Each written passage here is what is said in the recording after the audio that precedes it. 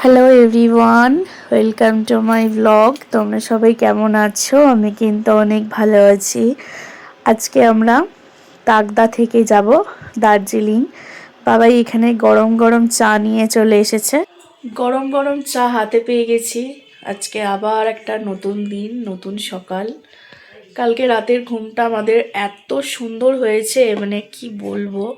কালকে রাত্রির আমরা ওই 10:30 পর্যন্ত মতো দারুণ এনজয় করেছি, খুব ভালো লেগেছিল। তারপর রুমে চলে এসেছিলাম, যে যার রুমে এসে ফ্রেশ হয়ে ব্যাগ তো প্যাকিং করতেই হবে।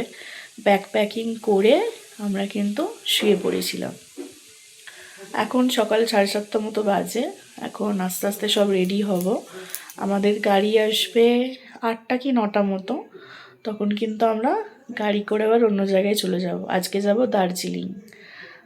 এখন আমরা আছি তাকদাতে, এই রুম ছেড়ে দেবো। এখন চলে যাব দার্জিলিং। দার্জিলিংয়ে কয়েকটা জায়গা আছে খুব সুন্দর সুন্দর, সেগুলো ঘুরে দেখব। আর দুপুরে আমরা হোমস্টে চলে যাব দার্জিলিংয়ে। ঘরে বসে চা খেতে ঠিক ভালো লাগছিল না, ওই জন্য বাবাই আর আমি দুজন মিলে চলে এসেছি বাইরেটাতে বসেছিলাম। তো দেখো কত সুন্দর লাগছে সকালটা, তাই না? হালকা রোদ্দুর। এখানে কিন্তু চা খেতে খুব ভালো লাগছিল। বাবাই চুপচাপ বসে আছে, ওই সবে মাত্র ঘুম থেকে উঠেছে। বাবাইয়ের বন্ধুও তো চলে এসেছে। বাবাইয়ের বন্ধু বাবাইকে গুড মর্নিং বলতে এসেছে। তো দেখো, ও বাবাই যেখানেই যায় ও সেখানেই যায়, খুব ভালোবেসে ফেলেছিল আর কি। আমি বললাম ওকে একটু চটকাও। মর্নিং। এই যে দেখো, আমরা কিন্তু সবাই রেডি হয়ে গেছি। এখন আমরা যাব দার্জিলিং। ওখান থেকে অনেক সুন্দর সুন্দর জায়গা ঘুরবো। এখানে আমি তো রেডি হয়ে বাইরে চলে এসেছি, বাবাই লাগেজগুলো বার করবে এবারে। তার আগে আমরা ব্রেকফাস্টটা করে নেবো। এখানে দেখো, আমি আর বাবাই নিয়েছি ফুলকো ফুলকো লুচি আর ঘুগনি, ডিম সেদ্ধ। আর তন্ময়দা, দিশা ওরা কিন্তু গরম গরম রুটি খেয়েছিল, ওরা লুচি আর খায়নি। এই যে দেখো, আমি সবাইকে খাবার সার্ভ করে দিচ্ছি। এই দিদি কিন্তু রান্না বান্না করেছে, যে জলের বোতল দিয়ে গেল। এনার হাতের রান্না সত্যি খুব সুন্দর, পুরো বাঙালির রান্না আর কি। খুব ভালো টেস্টি হয়েছিল। আর এই যে বাবাই খেয়ে নিচ্ছে। তারপর দেখো সবাইকে টাটা করে দিলাম। আমাদের গাড়ি একদম রেডি, লাগেজগুলো গাড়িতে উঠিয়ে এখন আমরা চলে যাচ্ছি। এই হোমস্টেটাকে অনেক মিস করব। উঠে পড়েছি আমরা গাড়িতে, ব্রেকফাস্ট করে নিলাম। এখন আমরা যাচ্ছি ঘুরতে দার্জিলিং।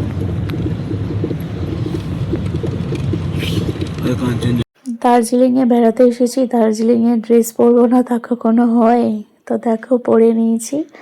আমি আর দিশা দুজনে পরেছিলাম। এই ভিডিওটা আমাকে বাবাই করে দিচ্ছে।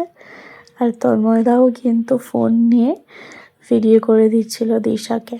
এখন চা বাগানে আমরা যাব, এখানে গিয়ে আমরা ছবি তুলব। আমি ভাবছিলাম যে এত উঁচুতে কী করে উঠবো, তারপর ফাইনালি উঠে ছবিও তোলা হয়ে গেছে। এই যে এখন ছবি তুলে দিতে বললো বাবাই, তাই ছবি তুলে দিয়েছিলাম।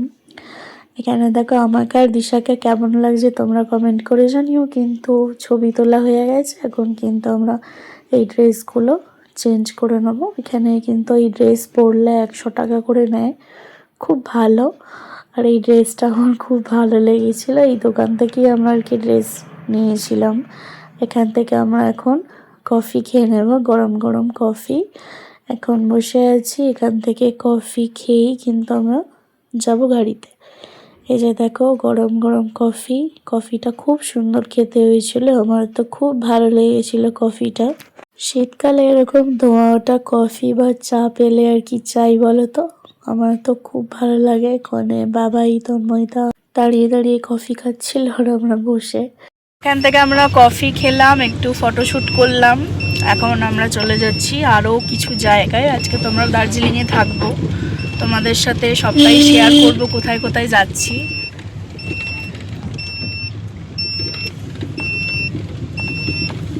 সেই যে আমরা উঁচুটাতে ছিলাম, এখন দেখো নিচুর দিকে নেমে যাচ্ছি। খুব ভালো লাগছিল কিন্তু এখান থেকে ভিউটা। এখন আমরা চলে যাচ্ছি দার্জিলিংয়ে আরও একটা পাইন ফরেস্ট। এখানে কিন্তু একটা ছোট মতো গার্ডেন বলতে পারো। কত যে ফুল গাছ ছিল এখানটাতে কি বলবো। আর এই পাইন ফরেস্টটা কিন্তু দেখতেও অনেকটা ভয়ঙ্কর লাগছিল, গভীর একদম জঙ্গলের মতো। আর আমরা অনেকটাই উঠে এসেছি হেঁটে হেঁটে উঁচুটাতে। তারপর ওখান থেকে চলে গিয়েছিলাম দার্জিলিংয়ে সেই বিখ্যাত মনেস্ট্রি। এখানে কিন্তু খুব সুন্দর আমার লেগেছে ঘুরতে।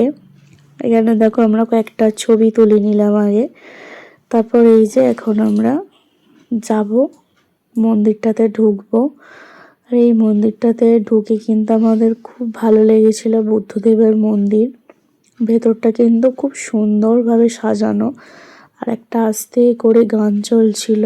আমরা মন্দিরটাতে ঢুকে এখানটাতে এসেছিলাম, আর একদম চারিদিকটা মানে গোল করে 3 পাক ঘুরলাম। এ নাকি সবাই করছিল, ঘুরলে খুব ভালো হয়, সেটাই আমরা করলাম। আর দেখো মন্দির থেকে বেরিয়েই কিন্তু একটা দোকান মতো ছিল, এখানে সমস্ত মানে মন্দিরের মধ্যেই আর কি, ভেতরেই। এখানে চাবির রিং থেকে শুরু করে অনেক কিছু পাওয়া যাচ্ছিল, এখান থেকে আমরা টুকটাক জিনিস নিয়েছি। তারপর মন্দিরের বাইরেটা তো এরকম, তোমাদের সাথে আমি বাইরেটাতে গিয়ে শেয়ার করব। আর এই যে দেখো এগুলো নিলাম। আর এখানে কিন্তু সবাই এসে এটা ঘোরাচ্ছিল, এটা ঘোরালে কিন্তু খুব ভালো, নিজের যেটা মনস্কামনা সেটা বলে এটা ঘোরাতে হয় 2-3 বার। আমিও সেটা করলাম, আমি আর বাবাই। এই যে দেখো মন্দিরের বাইরেটাতে কত লোকজন, সবাই কিন্তু এসছে। আর এখানে এখানে মন্দিরের বাইরেটাতেও কিন্তু অনেক দোকান ছিল, ওই দোকানগুলোতে আমরা আর যাইনি। আমরা এখন চলে যাচ্ছি ওপরে। এখন আমরা আরো একটা জায়গাতে যাব, ওখানটাতেও কিন্তু খুব সুন্দর, ওখানটাতে অনেক মার্কেট বসে, অনেক কিছু দোকান আছে। এই যে আমরা এখন ওপরের দিকে উঠে যাচ্ছি, তারপর আবার গাড়িতে করে চলে যাব, মানে বেশি দূর দূর নয় জায়গাগুলো কিছু। এই যে চলে এসেছি, এখানে দেখো কত দোকান। আর এই এই যে ট্রেন লাইনটা দিয়ে টয় ট্রেন যায়, টয় ট্রেন কিন্তু আমরা দেখেছি, চাপার অনেক ইচ্ছে ছিল কিন্তু আর চাপা হয়নি। আমরা অনেক ঘোরাঘুরি হয়েছে, এবার আমরা এখন যাচ্ছি সোজা হোটেলে দার্জিলিংয়ে। এই যে দেখো আরো একটা টয় ট্রেন যাচ্ছিল, খুব ভালো লাগছিল। আর আমরা কিন্তু হোটেলের কাছাকাছি একদম চলে এসেছি। আমাদের দার্জিলিংয়ে হোটেলটার নাম ছিল ভ্যালেন্টিনো, খুব সুন্দর হোটেলটা। দেখতে পাচ্ছ তোমরা আগের গাড়িটাতে একটা খুব সুন্দর ডগি যাচ্ছিল, কিরকম মুখটা বার করে, খুব ভালো লেগেছিল কিন্তু আমাদের। আর এই যে দেখো হোটেলটার সামনে একদমই চলে এসেছি, এখন আমার লাগেজগুলো নিয়ে যাচ্ছে। এখানটাতে তো সরু রাস্তা, তাই গাড়ি ঢুকবে না, গাড়িটাকে বাইরে দাঁড় করানো হয়েছিল। এখন আমরা চলে যাচ্ছি এই যে হোটেল ভ্যালেন্টিনোতে, খুব সুন্দর হোটেলটা। তোমাদের সাথে তো আমি ঢুকে দেখাবো, সবটা শেয়ার করব। হোটেলের বাইরেটা ঠিক এইরকম। এখন ওপরে উঠে যেতে হবে, এখানটা কিন্তু পুরো কাঠের। এখান থেকে একটা খুব সুন্দর বড় জানলা, যেটা খুব সুন্দর লাগছিল। এই যে আমরা রিসেপশনে চলে এসেছি, এখানে কিন্তু এখন কিছু অফিসিয়ালি কাজ বাজ হবে। আমরা সেই সকাল 9:30-10টার সময় করে বেরিয়েছিলাম, অনেকটাই ক্লান্ত এখন। এখন একটু হোটেলে ঢুকে মানে রুমে ঢুকে আর কি ফ্রেশ হয়ে নেবো সবাই মিলে, তারপর দুপুরের লাঞ্চ করব।